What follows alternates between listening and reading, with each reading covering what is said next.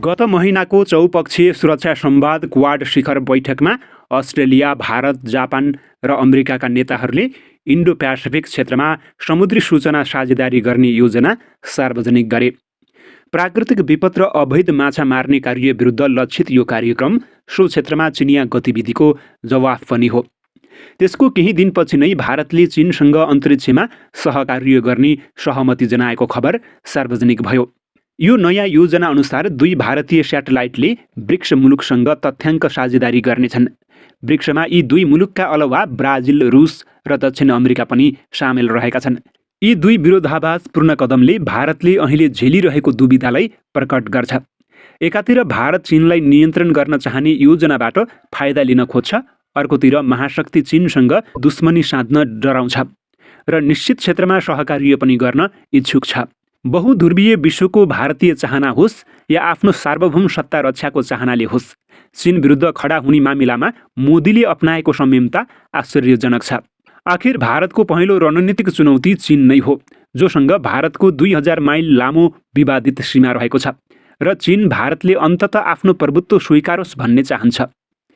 यतिका खतराका बावजुद भारतको चीन नीति अहिले सतर्क, दुविधाग्रस्त र विरोधाभासपूर्ण रहेको छ।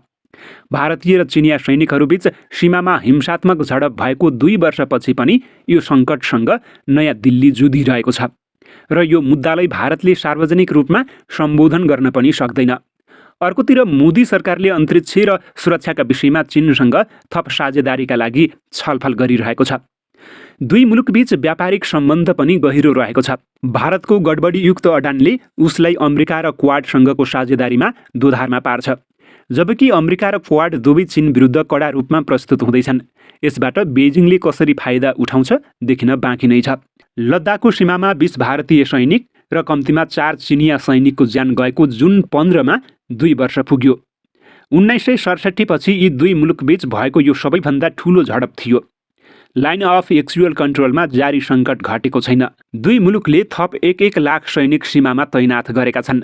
चिनिया सैनिकले सीमामा अवस्थित केही क्षेत्रमा भारतलाई गस्ती गर्नबाट रोकेका छन्, जबकि यो समस्या समाधान गर्न कूटनीतिक र सैन्य अधिकारीहरूले बेग्ला बेग्लै छलफल गरिसकेका छन्। तर 2020 को सुरुवातको यथास्थितिमा फर्किन भारतले चीनलाई मनाउन सकेको छैन, न त चीन विरुद्ध कुनै साहसिक कदम चाल्न नै भारतले सकेको छ। गत महिना भारतीय र चिनिया कूटनीतिज्ञहरूले वरिष्ठ सैन्य कमान्डर बीच लद्दाखमा 16औं चरणको वार्ता गर्न सहमति गरेका छन्।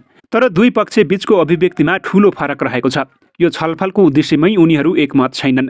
नयाँ दिल्लीले पूर्वी लद्दाखमा टकरावका सबै बिन्दुबाट पूर्ण रूपमा पछि हट्ने उद्देश्य प्राप्त गर्न बैठक हुने बताएको छ। तर बेजिङले भने परस्पर र समान सुरक्षाको सिद्धान्त अनुसार सीमाका बाँकी मुद्दा हल गर्न अर्को बैठक हुने जनाएको छ। भारतले वार्ताका लागि जोड गरेको छ, तर समस्या कसरी समाधान गर्ने भन्ने विषयमा चीनलाई सहमत गराउन सकेको छैन, जसले दुई मुलुकबीचको असमान शक्तिलाई प्रदर्शन गर्छ। सुरुदेखि नै चीनले भारतको भौगोलिक अखण्डताको उल्लङ्घन गर्दा मोदी र उनको सरकार मौन रहँदै आएका छन्। लद्दाख झडपको 4 महिनापछि मोदीले चिनिया सेना भारतीय भूमिमा प्रवेश नगरेको बताए।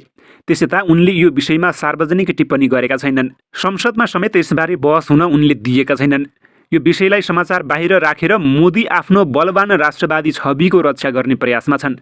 चीनले मिचेका क्षेत्रहरूको विषयमा भारतीय वक्तव्यहरूमा टकरावका बिन्दु जस्ता नरम भाषा प्रयोग गरिन्छ। अनेक चरणका वार्ताहरूले शान्ति पुनर्स्थापनामा योगदान दिएको नयाँ दिल्लीको दाबी रहेको छ। चीनले प्राप्त गरेको भूमि फिर्ता गर्न होइन। तर भारतको जोड छ, सीमा मुद्दा हल नभई चीनसँगको द्विपक्षीय सम्बन्ध सामान्य अवस्थामा फर्किन सक्दैन। बेजिङ भन्छ यो सङ्कटले आपसी सम्बन्धलाई बन्धक बनाउनु हुँदैन। नयाँ दिल्लीको अडान यथार्थसँग मेल खाँदैन। दुई मुलुकबीच द्विपक्षीय व्यापार, बहुपक्षीय लगानी, ब्रिक्समा सहकार्य र नियमित कूटनीतिक सम्बन्ध छ। भारतीय सेनाको टुकडी साङ्घाई कोअपरेसन अर्गनाइजेसन अन्तर्गत चिनिया जनमुक्ति सेनासँग बहुपक्षीय सैन्य अभ्यासमा सहभागी भएको छ र उच्च भारतीय अधिकारीहरूले आफ्ना चिनिया समकक्षीसँग औपचारिक बैठक गरेका छन्। 2 वर्ष अघि भारतले केही चिनिया एप बन्द गर्ने र चिनिया लगानीका नियम परिवर्तन गर्ने जस्ता कदम चालेको थियो। तर यी कदम आन्तरिक खपतका लागि चालिएको देखिन्छ। 2021 मा चीन भारतको सबैभन्दा ठूलो व्यापारिक साझेदार थियो। चिनिया तथ्याङ्क अनुसार 2022 पहिलो 3 महिनासम्म त्यही स्थिति रह्यो। चीनको मुख्यालय रहेको एसियन इन्फ्रास्ट्रक्चर इन्भेस्टमेन्ट ब्याङ्कबाट करिब 1/4 ऋण भारतले लिएको छ। अहिले नयाँ दिल्लीले आफ्ना 23,000 विद्यार्थीहरूलाई उच्च शिक्षाका लागि चीन फर्किन दिन बेजिङसँग आग्रह गरेको छ। गत महिना भारतीय विदेश मन्त्री एस जयशंकर ब्रिक्सका विदेश मन्त्रीहरूको बैठकमा सहभागी भए, जहाँ चिनिया राष्ट्रपति सी जिनपिङले सुरक्षा सहकार्यबारे भाषण दिएका थिए। त्यसैगरी भारतको राजनीतिक नेतृत्व पनि चीनसँगको सीमा सङ्कट समाप्त भएको घोषणा गर्न हतारिएको हुन सक्छ। विवादित सीमामा चीनले भारतलाई फसाएको छ। तनाव बढ्ने जोखिम नमोली चीनको घुसपैठलाई पहिलेकै स्थानमा फर्काउने कुनै सैन्य विकल्प भारतसँग छैन र तनाव बढ्ने स्थितिका लागि भारत तयार छैन। चिनिया सेनालाई समतल भूभाग र राम्रो कनेक्टिभिटीको फाइदा छ।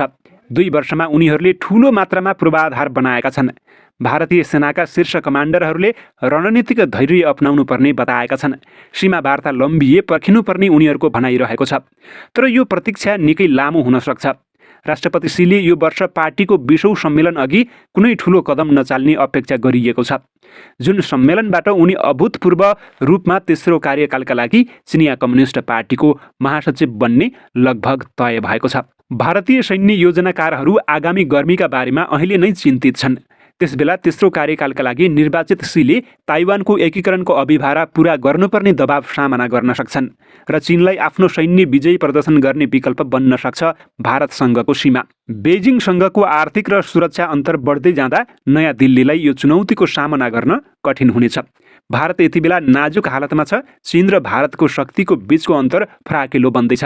त्यसलाई स्वीकार्न भारत चाहँदैन, खासगरी सीमामा बेजिङको आक्रामकताको सन्दर्भमा। तर अमेरिकाले चीन विरोधी भावना अभिव्यक्त गर्दै जाँदा भारतले चीनसँगको आफ्नो प्रतिस्पर्धा द्वन्द्वमा नबदलियोस् भनेर निकै मेहनत गरिरहेको छ। किनभने द्वन्द्वका लागि भारत सैन्य वा आर्थिक रूपले तयार छैन। चीनलाई नियन्त्रण गर्न अमेरिकाको साझेदार बन्नुपर्छ भनेर बाइडेन प्रशासनले सही निष्कर्ष निकालेको छ। तर मोदी सरकारको हिचकिचावटलाई उसले बुझ्न सकेको छैन। राष्ट्रपति जो बाइडेनले कार्यभार सम्हालेपछि उसको प्रशासनले चीन विरुद्ध कडा अडान लिएको छ। बेजिङमाथि सार्वजनिक दबाव पार्ने कुनै मौका अमेरिकाले खेर जान दिएको छैन। उसको यो आक्रामकता ताइवान सम्बन्धी अमेरिकी वक्तव्यहरूमा देखिन्छ।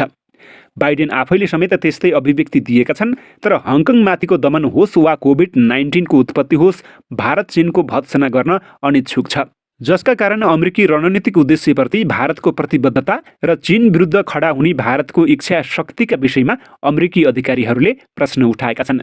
भारत चीन सीमा सङ्कटको चर्चा यही महिनामा सिङ्गापुरमा भएको साङ्ग्रिला डायलगमा पनि भयो। अमेरिकी रक्षा मन्त्री लोइड अस्टिनले भने एलएसीमा चीनले आफ्नो अडान कडा बनाउने क्रम जारी छ। ट्रम्पको पालामा भारतका लागि अमेरिकी राजदूत रहेका केनेथ जस्टरले भनेका छन्, कुनै पनि अमेरिका भारत वक्तव्य वा क्वाडको वक्तव्यमा चीनको नाम उल्लेख नगर्ने प्रस्ताव भारतले गरेको हो, किनभने भारत चीनलाई नबिच्काउन निकै सचेत छ। केही अमेरिकी अधिकारीहरूलाई चिन्ता छ बेजिङले उदार भाव भङ्गी देखाए कतै भारत र चीनबीच 2017मा जस्तै सौहार्दता आउने त होइन। त्यसबेला 73 दिन लामो दोक्लाम टकरावपछि मोदी र सी बीच बुवानमा अनौपचारिक शिखर बैठक भएको थियो। थुप्रैले के आशा छ भने क्वाड र बाहिरी सन्तुलनको सहयोगमा भारत चीन विरुद्ध खडा हुन सक्छ। तर नयाँ दिल्ली कुनै बाध्यकारी सुरक्षा प्रबन्धको हिस्सा हुन चाहँदैन। क्वाडले पनि अहिलेसम्म सैन्य पक्षमा प्रवेश गर्न मानेको छैन। अन्य क्षेत्रमा पनि क्वाडका अरू सदस्यहरूसँग भारतको बेमेल देखिन्छ। युक्रेनमा रुसको आक्रमण, डिजिटल अधिकार, गहुँ निर्यातमा भारतले लगाएको प्रतिबन्ध जस्ता मुद्दामा भारत अमिल्दो देखिन्छ, जो आफ्नो बाटो आफै तय गर्न खोजिरहेको छ। बाइडेन प्रशासनले लोकतन्त्र र तानाशाही बीच भू राजनीतिक विभाजन रेखा कोर्न खोजेको छ। तर मोदी सरकार आफ्नो लोकतान्त्रिक प्रतिबद्धतालाई परीक्षणमा राख्न सहज मान्छ। मोदीले भारतलाई यथार्थमा हिन्दू राज्य बनाउने प्रयास गरेका छन्।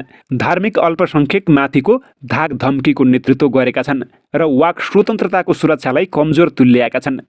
अहिले अमेरिकी विदेश मन्त्री एन्टोनी ब्लिङ्केनले भारतमा धार्मिक अल्पसङ्ख्यकमाथि आक्रमण बढिरहेको बताउँदा भारतीय विदेश मन्त्रालयले त्यसको कडा जवाफ दियो। जवाफमा नयाँ दिल्लीले अमेरिकामा जातीय साम्प्रदायिक आक्रमण, घृणाजन्य अपराध र बन्दुक हिंसा जस्ता चासोका विषय उठाएको जनायो। भारतको यो अभिव्यक्ति बेजिङका उल्फो वारियर कूटनीतिज्ञका अभिव्यक्ति जस्तै प्रतिध्वनि थियो। तुलनात्मक रूपमा कमजोर भारत चीनसँग सीमामा फसेको बेला ऊ क्वाडमा सघन रूपमा सहभागी हुन बाध्य छ। तर क्वाड बेजिङ विरोधी गठबन्धनमा परिणत हुने सम्भावना ज्यादा छ। जसका कारण भारत अप्ठ्यारो परिस्थितिमा पर्न सक्छ, जुन परिस्थितिबाट भारत अहिलेसम्म बच्दै आएको छ।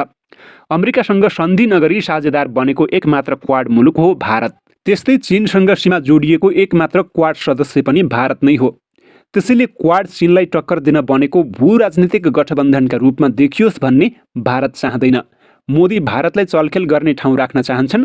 कुनै एक महाशक्तिलाई दुश्मन बनाएर बस्न सकिन्न र आफ्नो हितको रक्षा गर्न अन्य विश्व शक्तिसँग मिलेर काम गर्न आवश्यक छ भन्ने हिसाब किताब उनले गरेका छन्।